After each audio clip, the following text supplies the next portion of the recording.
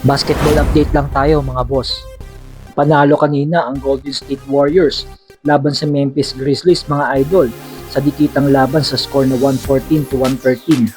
Sa huling play ng Warriors, under 30 seconds na lang ang nalalabi sa fourth quarter, ay naipasok ni Di Santos ang pase sa kanya ni Al Horford para maibigay sa Warriors ang kalamangan. Pagbalik sa Memphis ng bola, ay nagawang madepensahan naman ng Warriors ang huling play ng Memphis at nagmintis sa huling tira. Kaya naman naiuwi ng Warriors ang panalo.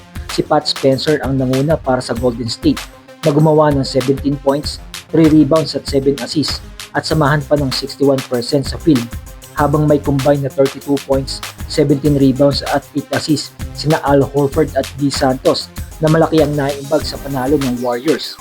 Ang Detroit Pistons naman ay pinutol ang 9-game winning streak ng Charlotte Hornets nang talunin nila ito sa home crowd ng Charlotte. Sa third quarter ay nagkaroon pa ng gulo sa pagitan ni Diabate at Doren na magkapisikalan sa laro, at nakisali pa si Miles Bridges nang tumulong ito kay Diabate, habang si Stewards naman ay hindi rin nagpatinag at nakisali na rin. Kaya naman nauwi sa ejection ng mga players na na-involve sa nasabing gulo.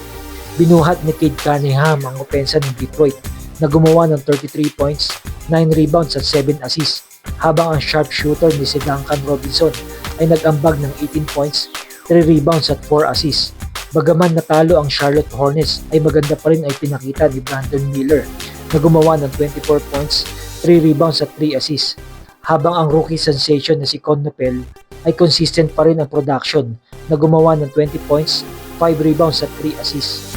Habang sa laban naman ng Cleveland Cavaliers at Denver Nuggets, sa under 33 seconds na lang ang nalalabi sa fourth quarter, ay muling nagpamalas ng galing si James Harden nang gumawa ito ng step back 3-pointer para maitabla ang laban.